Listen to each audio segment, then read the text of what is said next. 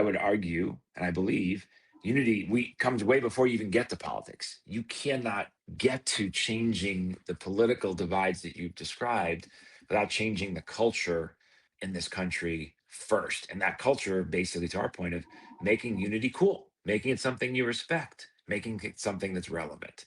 So that's where we sit. So our view would be let's figure out how we make that happen and engage people, because if you have millions and millions of people saying, hey, we need to do this, we need to be unified, we need to respect each other and listen to each other and find common ground and then work towards solutions, that will eventually translate into our political system, not the other way around.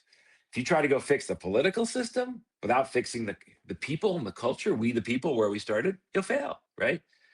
They're too invested in division. That's where the reward is and the power is and the system is. Here's what I think generally happens. And as I said, I talked between talking to my friends and the thousands of people in every state almost in this country this summer, right? People show up every generally 2 years or 4 years to an election, and they look around, they listen, and they become disgusted, even more disgusted by what they hear and what they see.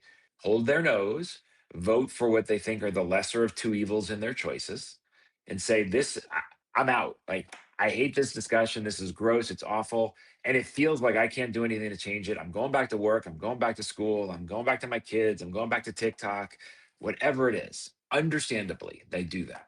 Well, that is a ongoing death spiral, because more and more people like you and I withdraw, and the voices that are invested in division on the extremes in either side of the political divide or any social issue, they're too invested and they scream louder.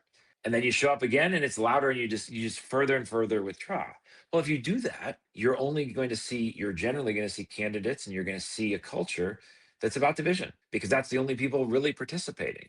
So what we have to do to break that cycle is, again, back to what I said, make the unity cool, make it relevant, make it something people can pay attention to enough that they can express themselves. Hey, unity seats at sporting events. Well, that makes sense. Unity got me seats, not division. I want to be in those seats at the Giants game or the Rams game or the Commanders game. Well, I'm not going to get there if I'm the guy, the man or the woman throwing, punches and throwing Molotov cocktails. I'm going to get there because I'm trying to find common ground.